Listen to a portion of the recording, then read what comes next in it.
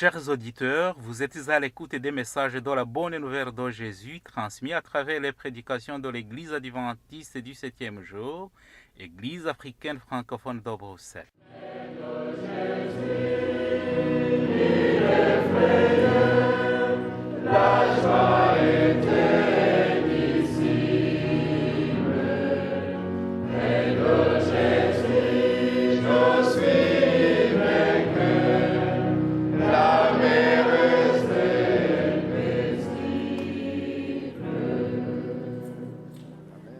C'est ainsi qu'a commencé la bonne nouvelle de Jésus-Christ, le Fils de Dieu.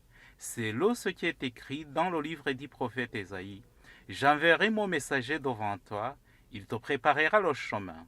On entend la voix de quelqu'un qui crie dans le désert. Préparez le chemin pour le Seigneur, faites-lui des sentiers droits. Marc chapitre 1, verset 1 à 3. Itangiro ry'ubutumwa bwiza bwa Yesu Kristo, umwana w'Imana. Nk'uko byanditswe n'umuhanuzi Yesaya, ngo nuko ndenda gutuma integuza yanjye mbere yawe, izatunganya inzira yawe. Ijwi ry'urangurira mu butayu, ati nimutunganye inzira z'Uwiteka, mugorore inzira ze. Mariko igice cya mbere, umurongo wa mbere kugeza ku wa 3.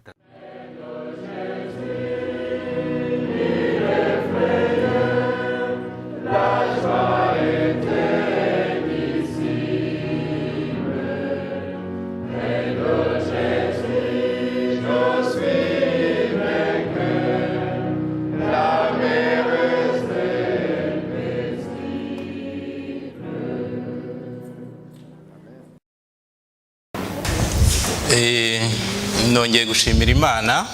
Je remercie le Seigneur.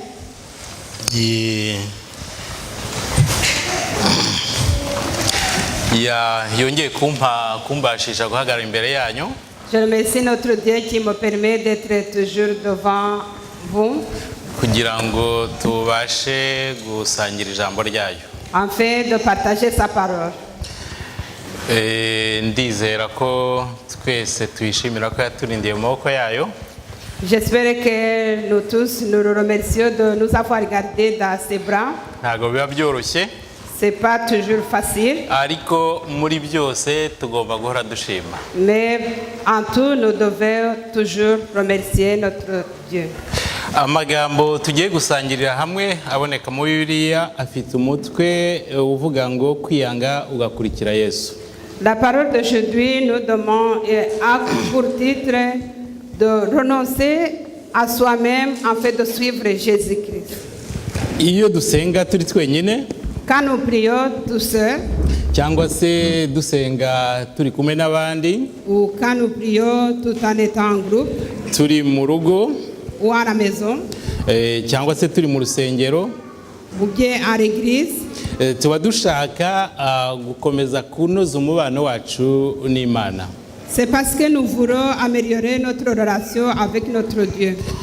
Noneho rero iyo tunoganya umubano wacu n'Imana, et quand nous améliorons notre relation avec notre Dieu, bituma turushaho kwikunda, ça nous permet de l'aimer toujours davantage, kuyubaha no kugendana nayo, d'obéir et marcher toujours avec lui. Aha wakibaza ro kugendana n'Imana, kugendana nayo aho icyo bitugezaho. On se demande pour marcher avec notre Dieu, ça nous permet d'arriver à quoi? Bitumarira iki?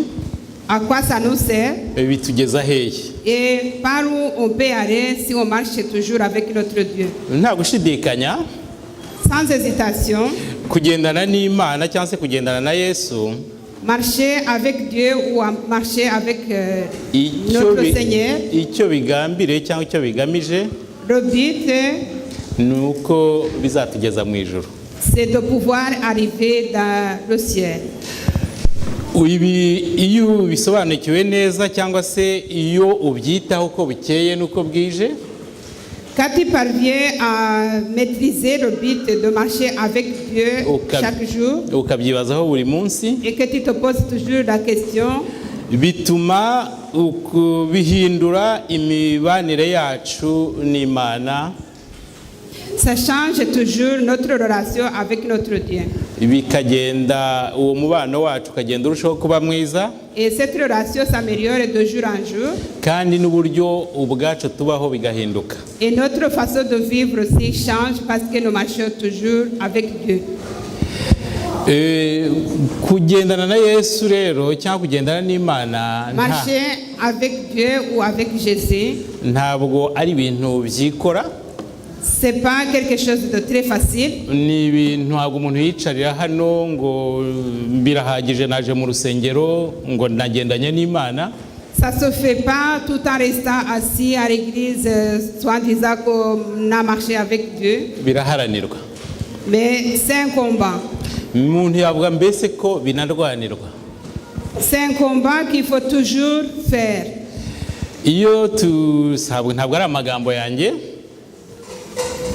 C'est pas zéro ces paroles. kuko iyo dusomye muri Bibiliya Quand nous lisons dans la Sainte Écriture, hariya muri Matayo igice cya 11 ku murongo wa 12, dans Matthieu 11, verset 12, mwareba bafite Bibiliya zanyu, Matayo igice cya 11 ku murongo wa 12, Matthieu 11, verset 12, tubonamo amagambo avuga ngo nous trouvons la parole qui dit ceci: ngo uhereye ku gihe cya Yohana Umubatiza kugeza none ubwami bwo mu ijuru buratwaranirwa, intwarane zibugishamwe imbaraga. Depuis le temps de Jean-Baptiste jusqu'à présent, le royaume des cieux est forcé, et ceux qui le violent s'en emparent. Niba mwibuka neza ko aya magambo atari bwo bwa mbere muyumvise, aya magambo yavuzwe nande? Si vous vous rappelez bien de ces paroles, c'est pas la première fois que vous entendez cette parole. Ça a été dit par qui? Aya magambo yavuzwe nande? Ça a été dit par qui? Aya magambo ni Yesu ubwe wayavuze. C'est Jésus lui-même qui a prononcé ces paroles. Niba Yesu ari we wayavuze, Si Jésus a prononcé ces paroles, ni ukuvuga ko tugomba kuyitaho kandi afite icyo asobanuye gikomeye. nous devons faire attention à cette parole parce qu'elle a une signification très importante. Ijambo ry'Imana ritubwira ko kubona ijuru La parole de Dieu nous dit qu'avoir le ciel, bigomba guharanirwa, c'est toujours un combat qu'il faut faire tous les jours. bigomba kurwanirwa. Et c'est un combat qu'il faut faire presque tous les jours. Mbese mu yandi magambo, Dans d'autres paroles, niba dushaka kugendana na Yesu ngo tuzabone ijuru, si nous voulons marcher avec Jésus et avoir le ciel, ntabwo tugomba kwiyicarira gusa nous ne devons pas rester assis ngo twibwire ko bizikora. et penser que viendrait facilement. Tout ça viendrait facilement. Kandi nanone ntabwo tugomba kurwanisha ingufu z'umuntu nk'uko tubitekereza, C'est pas aussi un combat physique et personnel. cyangwa se ngo turwanishe ubwenge bw'umuntu, C'est pas aussi un combat intellectuel que chacun peut mener. kuko nabyo ntacyo byazatugezaho. Tout ça ne nous amènera à rien. Akaba ariyo mpamvu C'est pourquoi tugomba gutabaza Yesu kugira ngo atubwirize uburyo twarwana iyo ntambara. c'est pourquoi nous devons invoquer notre Seigneur Jésus-Christ afin qu'il nous enseigne comment faire ce combat. Aratwigisha uko tuyirwana, Il nous enseigne comment on peut combattre. kandi akanayiturwanirira, Et c'est lui qui combat pour nous aussi. bityo bikazatuma tugera mu ijuru. Et tout cela nous permettra d'arriver au ciel. Ibyo tugomba gukora kugira ngo tuzabone ubugingo buhoraho, Ce que nous devons faire pour avoir la vie éternelle, tugomba kubikora dukurikira Yesu, nous devons le faire tout en suivant Jésus-Christ, tugendana nawe, tout en marchant avec lui, turi muri we, en étant en lui, kandi nawe ari muri twebwe. et lui aussi en étant en nous. Ibyo dusabwa gukora ni byinshi, Ce qui nous a été demandé, c'est beaucoup. ni byinshi kandi byose ni ingenzi, C'est beaucoup, mais c'est aussi très important. ku buryo byose byuzuzanya.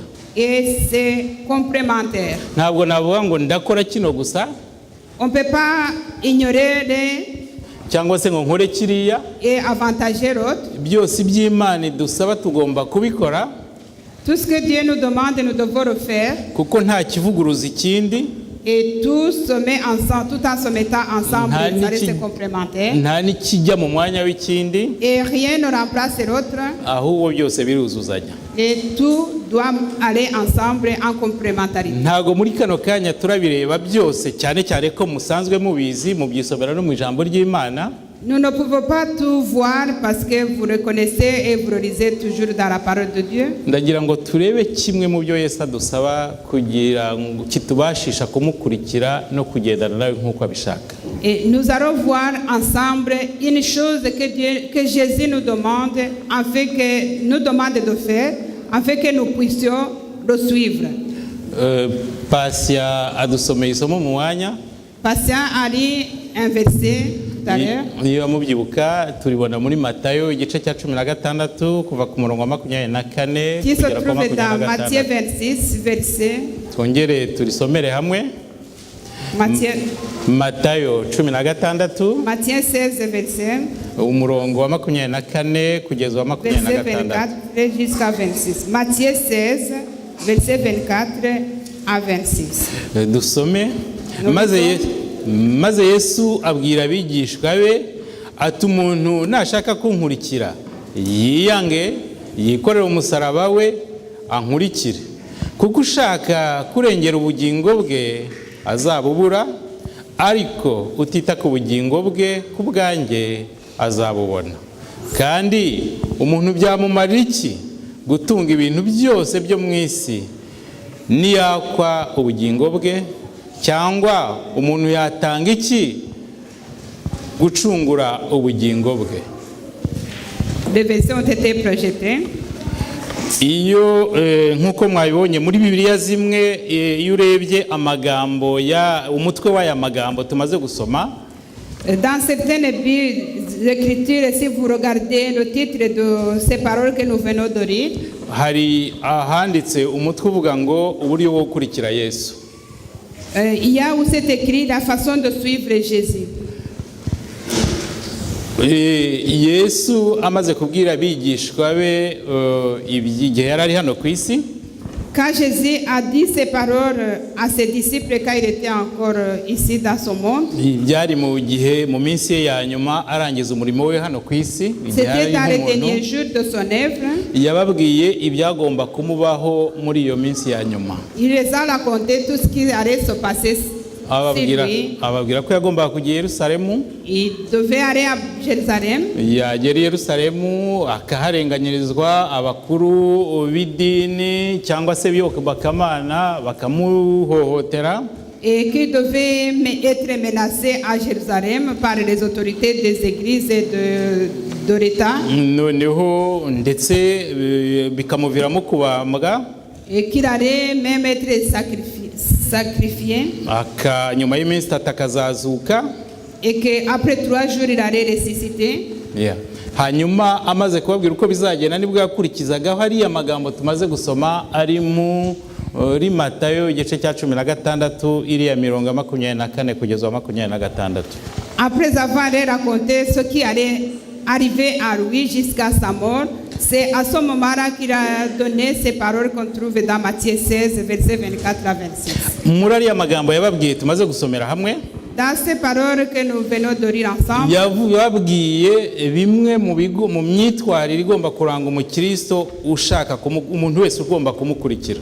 il a dit certaines choses qui doivent marquer, qui doivent être respectées par un chrétien qui veut suivre Jésus-Christ. Ibyo bagomba gukora, Ce qu'il devait faire imyitwarire yabo, et comment il devait se comporter, n'imico yabo, et surtout leur façon de vivre dans l'écriture. mu byo yababwiye harimo kwiyanga no kwikorera umusaraba buri muntu wese ku giti cye. Dans tout ce qu'il leur a demandé, il a demandé à chacun de renoncer de soi-même et de porter sa croix. Muri bimwe yababwiye harimo kwiyanga no kwikorera umusaraba we. Chacun devait renoncer à soi-même et porter sa croix personnelle. Hano ndashaka gutinda kuri ya jambo ryo kwiyanga. Je vais insister sur cette parole de renoncer à soi-même. Yesu avuga iriya myitwarire yo kwiyanga cyangwa se kiriya gikorwa cyo kwiyanga yakivuze adaciye iruhande. Quand Jésus a parlé sur cette action de renoncer sur soi-même, il n'est pas passé à côté, mais il a approfondi à ça en bien expliquant comment il faut renoncer à soi-même. Nta nubwo yakigize agakorwa gatoya. Il n'a pas minimisé cette action de renoncer à soi-même. Ahubwo yerekanye ko ari igikorwa cy'ingenzi kandi ari ngombwa ku muntu wese ushaka kumukurikira. Par contre, il a montré que c'est très important pour quelqu'un qui veut suivre Jésus de renoncer à soi-même. Ese umuntu ashobora kwiyanga koko? Est-ce que quelqu'un peut vraiment s'ohaïr ou renoncer à soi-même? Yiba bishoboka wakiyanga ute? Et si c'est possible, comment est-ce que tu peux refaire? Ubundi umuntu muri kamere ye, l'homme est dans ce caractère. Arangwa no kwikunda. Il s'aime beaucoup. Kwikuza. Et il se met à la hauteur. Oui, il essaie de se mettre au-dessus des autres. Égoïste. Kwishyira imbere. Il se met toujours devant. Kwihugiraho. Et il est toujours occupé par ses affaires personnelles. Kwifuza. Et il a toujours des souhaits personnels. Kwiganyira. Et il a souvent des... Il se plaint des petites choses de la vie. Kutihangana. Et souvent, ils ne sont pas patients. Kuhubuka. Et ils sont tribulants. Kutanyurwa. Et on n'est jamais heureux. Kwirwanirira. On fait appel à sa force physique. Kutizera. Et on ne fait pas confiance à personne. No kwizera nabyo turabigira. Et on fait souvent confiance à soi-même. Iyo umuntu akoze urutonde rw'ibi bikorwa cyangwa by'imyitwarire, si on fait l'énoncé de tous ces actes, de tous ces caractères, utabitekerejeho cyane wakumva ko bitakureba cyangwa utabigira. Si on n'y met pas attention, on va dire non, tout ça, ça ne me regarde pas.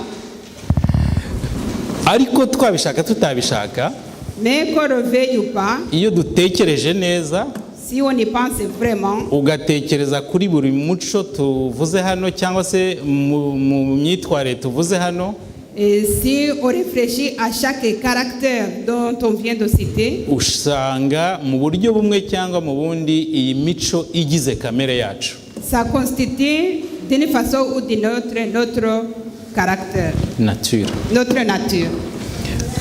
Iyi mico rero yiganje muri kamere muntu.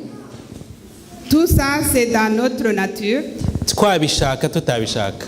Même qu'on le veuille ou pas, on a tous ces caractères dans notre nature. Navuga ko iranga ndetse twavuga yuko iranga imibanire yacu n'abandi. Il caractérise notre relation avec les autres. Yiganje mu bikorwa byacu. Et on l'utilise chaque fois qu'on est dans nos travail. Mu mitekerereze yacu. Et dans nos pensées, on a toujours nos caractères. Mbese twavuga ko ari irangamuntu ya kiremwa muntu. Et ça fait partie aussi de notre identité humaine. Ahangaha kuwamaze kwakira Yesu by'ukuri, pour celui qui a déjà accueilli Jésus-Christ dans son cœur en vrai, wamenye ibanga ryo kubitsinda, et qui a déjà trouvé le secret de vaincre son caractère, niwe udasangana iyi mico cyangwa se ugenda usanga igabanuka cyangwa se agenda yikira buhoro buhoro. Tu trouves que cette personne, tous ses caractères de nature humaine diminuent petit à petit. Nk'uko iyi mico cyangwa se imyitwarire turanga, comme tous ces caractères qui nous identifient, tuyikomeyeho, usanga tuyikomeyeho, nous y tenons beaucoup. tuyitsimbarayeho rwose Et souvent, on n'aime même pas changer.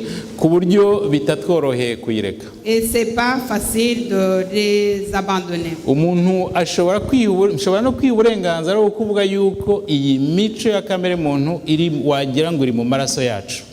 On peut dire que tous ces caractères sont vraiment dans nos sangs, mais c'est impossible de les changer nous-mêmes. Ingero zigaragara ni nyinshi.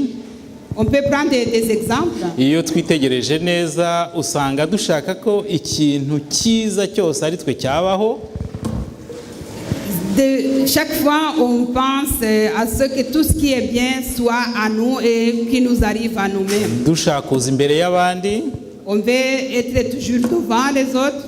Ahangaha munibura noneho nimushaka tuve ku bakuze turebe ku mwana mutoya. Mais essayez de quitter peut-être les adultes, mais regardez cet exemple sur les enfants. Ni ukuvuga ko nta nubwo tubifata dukuze, yego tugenda tubyiga buhoro buhoro, ariko bihera mu bwana bwacu. Ces caractères de nature humaine, ce ne sont pas des caractères qui viennent quand on est adulte. Ça vient petit à petit, ça grandit en nous comme les enfants grandissent. Abana ubashyizeho ari babiri cyangwa batatu. Si tu mets 2 ou 3 enfants ensemble, ukashyira ibikinisho hariya, et si tu mets ensemble devant et les jouets, ni ukashyira ibikinisho bitatu wenda n'abari batatu, tu mets 3 jouets et ils sont à 3. Ikintu cyiza bwa mbere iyo utabaye hafi mubwire ngo buri wese arafata kimwe, uwageze mbere abashaka kubyikubira byose. Ce qui vient, ce qu'on remarque souvent, c'est que le premier qui arrive, tous ces jouets lui appartiennent. Ibiro ntago bidutangaje niba tubikurana ugasanga byarabaye muri kamere yacu bisa nkaho ari irangamuntu yacu. C'est pas alors étonnant que tous ces caractères de nature humaine grandissent en nous depuis que nous sommes des enfants. Duhorana umutima utanyurwa. Nous sommes toujours des gens qui ne sont pas satisfaits. Turifuza buri gihe. On a toujours cette idée d'avoir toujours des choses de plus que les autres. Kwihangana muzi uko bitugendekera, twihangana buke cyane. On n'est pas souvent patient. Kwihanganira abandi ni ikindi kibazo. Et avoir la patience pour les autres, ça devient un grand problème. Aho kwizera Imana usanga twizeye ibintu cyangwa se twizeye abantu. Au lieu de mettre notre espoir dans notre Dieu, on met toujours notre espoir à quelqu'un d'autre. Rero ibyo aba ari ibintu bikatwereka ukuntu iyo mico itugize yiganje mu mibereho yacu. Et tout ça nous montre que vraiment ces caractères de nature humaine restent toujours dans nos habitudes. Yesu hariya avuga ngo yiba dushaka kumukurikira. Jésus lui-même il a dit que si nous voulons le suivre, ngo tugomba kwiyanga. Nous devons renoncer à nous-mêmes. Ni ukuvuga yashaka kuvuga yuko tugomba kwanga ibyo bintu bitugize. Ce qui veut dire que il a demandé de renoncer à tous ces caractères humains. Cyane cyane ko iyo mico nk'uko tuyibonye ihabanye n'ubushake bw'Imana. Qui nous éloignent et qui sont différents de la volonté de Dieu. Ni inyuranye n'ubushake bw'Imana cyangwa se n'iby'Imana ikunda. Tous ces caractères de nature humaine sont différents de la volonté de Dieu, ce qu'il veut de nous. Ni ukuvuga rero ko iyo tubikomeyeho bitubuza kugendana na Yesu cyangwa se kugendana n'Imana. Et si nous nous attachons à tout ça, nous renonçons à avancer avec Dieu ou avec Jésus. Ahangaha twitonde cyane kandi dutekereza cyane. Nous devons faire attention et réfléchir. Dushobora kuba dufite iyo mico cyangwa tuyigendana. On peut avoir ces caractères et les avoir nous-mêmes. Ntibitubuze kuvuga Yesu. Et ça ne va pas nous empêcher de parler de Jésus. Ntibitubuze kumuririmba. Et ça ne va pas nous empêcher de continuer à chanter Jésus. Ntibitubuza kuza mu rusengero. Ça ne va même pas nous empêcher de venir à l'église. Ndetse nta nubwo bitubuza kumubwira abandi. Et on va continuer à parler de Jésus aux autres alors que nous avons ces caractères humains qui nous éloignent de nous. Gusa icyo bitubuza. Et ce qui nous empêche, bituza kugendana na Yesu no kumugendana igihe cyose muri byose. Ces caractères de nature humaine nous empêchent de marcher avec Jésus tout le temps et en tout no kumukurikira hose et de le suivre partout kugeza igihe azatugeza mu ijuru. jusqu'à ce qu'il nous amènera au ciel. None rero iyo tuzi neza ko bihabanye n'iby'Imana ishaka, Maintenant que nous savons que tous ces caractères nous sont différents de la volonté de Dieu kandi bikatubuza kugendana na Yesu, et qui nous empêchent de marcher avec Jésus, tumenye ko ibimeze bityo biba bivuye ku mwanzi Satani. et tout ça, sachez bien que tous ces caractères de nature humaine qui nous empêchent de marcher avec Jésus, ça vient pas de Dieu. Mu mwanya navuze ko ikiremwa muntu muri kamere yacyo giteye gutyo, cyabishaka cyangwa kitabishaka. Nous sommes ainsi faits qu'on le veuille ou pas, Ni ukuvuga ko yiba biturimo twabishaka tutabishaka, même si tous ces caractères de nature humaine sont en nous, dushobora kuba tuzi ko duteye gutyo cyangwa se tutabizi. nous savons peut-être que nous sommes attachés à ces caractères ou pas. Noneho gusa nubwo twaba tubizi ugasanga kubera kwikunda no kwirengera buri gihe, Et alors, quand on sait qu'on est attaché à ces caractères, des fois, à cause de notre égoïsme et de se mettre devant, biri muri kamere y'umuntu, qui sont en nous-mêmes, akenshi usanga rero tutazi ko duteye gutyo. des fois, on pense qu'on ne sait pas, on ne reconnaît pas qu'on a ces mauvais caractères en nous-mêmes. Cyangwa se ntitunabyemere. Et souvent, quand on nous le dit, on n'accepte pas. Ntabwo tuyizi, umuntu ntabwo yiyizi. La personne ne peut pas se connaître. Cyane cyane ko dushaka buri gihe kugaragara neza cyangwa se kuba twaba beza nubwo ntacyo dukora kugira ngo duhinduke beza. Nous voulons être bien présentés même si nous ne faisons rien pour être bien vus. Imana itubwira neza muri Yeremiya igice cya 17 umurongo wa 9. Dans Jérémie chapitre 12 verset 9. Yuko nta muntu wizi kandi yuko umutima ushukana. Personne ne se connaît mais son cœur le trompe. Yeremiya igice cya 17 umurongo wa 9. Jérémie chapitre 17 verset 9. Dusomamo ngo umutima w'umuntu urashukana, umutima w'umuntu urusha ibintu byose gushukana, kandi ufite indwara ntiwizera gukira. Ninde ushobora kurondora ukuri? Iyi ni Imana ibivuga ibinyujije mu kanwa k'umuhanuzi Yeremiya. Oui, le verset a été projeté, Jérémie chapitre 17 verset 9. Nk'uko tubisoma muri no somo, comme nous le disons dans ce verset, Imana yonyine izi byose, Dieu seul sait tout. Niyo ishobora kurondora umutima w'umuntu. Il peut vraiment montrer tout ce qui est caché dans nos cœurs. Naho ubwacu dushobora kuba ariko tumeze, niko tumeze, ariko ntabwo tubizi cyangwa se ntidushaka kubyemera. Tandis que nous, quand nous avons des caractères humains, de nature humaine, nous, souvent on ne le sait pas, mais Dieu le sait. Ahubwo ikitworohera akenshi, mais ce qui est facile pour nous, kikaba kinatangaje, est très étonnant, kikaba kinababaje, et qui est vraiment triste. Ahubwo dushaka kumenya iby'abandi, kubamenya, kubarondora. Nous cherchons toujours à analyser les autres, leurs caractères, les mettre à la vie de tout le monde. Havanze no kwibeshya cyane. Et toutefois, sans oublier qu'en regardant ce qui est dans le cœur de l'autre, on peut se tromper. Ugasanga binadutwara igihe kinini cyose. Et ça nous prend beaucoup de temps pour rien. Hari ibyaha bigaragarira amaso y'abantu. Il y a des péchés qu'on peut voir ariko à réunir à tout le monde. Hari n'ibindi bitagaragara. Et il y a des péchés aussi qui peuvent être cachés. Ariko Imana ibizi byose kandi byose. Et Dieu sait tout. Kandi byanga urunuka. Et il est le péché.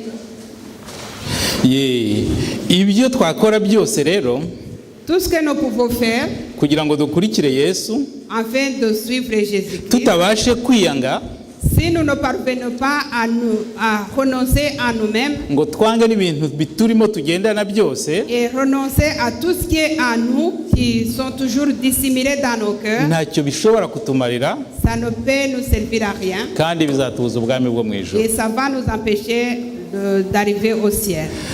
Kubaho cyangwa gutunga ibintu byose byo mu isi Vivre et avoir tout ce qui est de ce monde, ntacyo bishobora kutumarira, cyane cyane ko bidashobora kuduha ubugingo. ça ne peut rien nous servir si ça ne nous donne pas la vie éternelle. Ndagira ngo twongere dusome uko Yesu yabivuze muri ariya magambo ya Matayo igice cya 16 mirongo ya 25 kugeza 26. Revenons dans Matthieu chapitre 16, versets 24 à 25. Aho Yesu atubwira Matayo 16 ni wa murongo ni ya mirongo n'ubundi twasomye. C'est le verset qui a été lu, mais Matthieu chapitre 16, versets 24 à 26. Ngo kuko ushaka kurengera ubugingo bwe azabubura, ariko utita ku bugingo bwe ku bwanjye azabubona. Kandi umuntu byamumarira iki gutunga ibintu byose byo mu isi niyakwa ubugingo bwe? Cyangwa umuntu yatanga iki mu gucungura ubugingo bwe? Car celui qui voudra sauver sa vie la perdra, mais celui qui la perdra à cause de moi la trouvera. Et que servira-t-il à un homme de gagner tout le monde s'il perd son âme? Yeah. None se ko turi abakristo Nous sommes des chrétiens kandi tukaba dushaka kugendana na Yesu et nous voulons marcher avec Jésus kugira ngo tuzaba n'ubugingo buhoraho, pour avoir une vie éternelle. twakora iki? Que pouvons-nous faire? Cyane cyane ko dukomeye kuri iyo mico yacu twiziritseho. Alors que nous sommes très attachés dans nos caractères qui sont enfouis dans nos cœurs. Tubikora tubishaka cyangwa tubikora tutabishaka. Qu'on le veuille ou pas, on le fait et on a ça. Inzira ni imwe cyangwa igisubizo ni kimwe. Il n'y a qu'un seul chemin et une seule réponse. Reka dutakambire Yesu, dutakambire Imana izi byose. Faisons appel à notre Dieu et à Jésus qui connaît tout. Kandi tuzi ko ishoboye byose. Nous savons très bien qu'il connaît tout et qu'il peut tout. Yo irondora imitima maze tweze. Et il peut renoncer à nos cœurs et nous sanctifier. Maze itubashe gukora ibyiza. Et il peut aussi nous aider à faire toujours du bien. Tugende nk'uko ishaka. Et de marcher comme il veut. Tukurikire Yesu kugeza igihe azatwinjiriza mu ijuru. Et de suivre Jésus jusqu'à ce qu'il nous amènera au ciel. Mu Byahishuwe igice cya 3 murongo 20. Dans Apocalypse chapitre 20. Igice cya 3 murongo 20. Chapitre 3 verset 20. Apocalypse chapitre 3 verset 20. Byahishuwe igice cya 3 murongo 20. Yesu aratugira inama. Jésus nous donne un conseil. Aratubwira ati dore mpagaze ku rugi ndakomanga. Voici je me tiens à la porte. Umuntu niyumva ijwi ryanjye agakingura urugi nzinjira iwe dusangire. Voici je me tiens à la porte et je frappe. Si quelqu'un attend ma voix et ouvre la porte, j'entrerai chez lui et je souperai avec lui. Yesu arakora manga ku rugi rw'umutima wa buri wese muri twe. Jésus frappe à la porte de chacun de nous. Arashaka kwinjira. Et il veut entrer dans nos cœurs. Niba twumva ijwi rye, si nous écoutons sa voix, tumukingurire yinjire. Ouvrons nos cœurs. Yicare dusangire. Et qu'il s'assied à notre table. Maze tuganire. Et en fait de causer avec lui. Iyo usangira n'umuntu, quand il mange avec quelqu'un, muricara agafata igihe cye. Il prend son temps tout en étant assis. Nawe ugafata icyawe. Et toi aussi tu prends ton temps. Mukaganira. Et vous avez le temps de causer. Mukavuga byinshi. Et vous parlez de beaucoup de choses. Mukagirana inama. Vous donnez des conseils. Byose bikagenda neza. Et tout va bien. Aka kanya rero, à ce moment-ci, Yesu arakomanga ku mutima wa buri wese. Jésus-Christ frappe à nos portes. Arashaka ko tumukingurira. Il veut que nous ouvrions nos portes. Tukicarana. Et il veut s'asseoir avec nous. tukamarana igihe cyose dushaka kuko we afite igihe Il veut passer tout ce temps que nous avons avec nous. Lui, il a son temps. arashaka ko dusangira Il veut partager avec nous le repas, tukamutekereza ibyacu byose afin que nous puissions lui raconter toute notre vie. maze nawe akarondora imitima yacu Et lui seul va analyser et va voir dans nos cœurs. akatushoboza kwiyanga no kwirukana ibi turimo byose bihabanye n'ubushake bwe Afin de pouvoir chasser tout ce qui est dans nos cœurs, qui nous éloigne de lui bitubuza kugendana nawe. et qui nous empêche de marcher avec lui. Mbese twiteguye kumwakira. Est-ce que nous sommes prêts à le recevoir dans nos cœurs? Imana iduhire twese kandi duhe umugisha tubashe kugendana nayo. Amen. Que Dieu nous aide à marcher avec lui aujourd'hui. Amen. Tendre Père éternel, nous te remercions infiniment pour ton amour. Data twese uri mu ijuru turagushimiye kubw'urukundo rwawe Tu nous aimes infiniment. udukunda mu buryo burengeje urugero. Tu as donné ton Fils unique pour qu'il meure à notre place, nous pécheurs. Watanze umwana wawe w'ikinege kugira ngo adupfire kandi turi abanyabyaha, Et cette grâce est offerte à tout le monde. kandi ubwo buntu bwawe nyagasani wabuhaye abantu bose, Et nous aussi, nous sommes des bénéficiaires de cette grâce, Seigneur. natwe twawugiriwe ubwo buntu. Merci pour tout cela. Turabigushimiye ibyo. Merci parce que tu veux nous sauver et nous donner la vie éternelle. Turagushimiye kuko ushaka kudukiza kandi ukaduha ubugingo buhoraho. Ta parole vient de nous apprendre et de nous rappeler que, Seigneur, tu connais notre cœur, Ijambo ryawe rimaze kutwibutsa ko uzi imitima yacu, et que notre nature humaine est pécheresse, kandi ko nyagasani imitima yacu ari igizwe na kamere y'icyaha. dans tout ce que nous faisons, dans tout ce que nous pensons. Mu byo dukora byose no mu byo dutekereza Nous ne faisons que pécher contre toi. duhora tugucumura.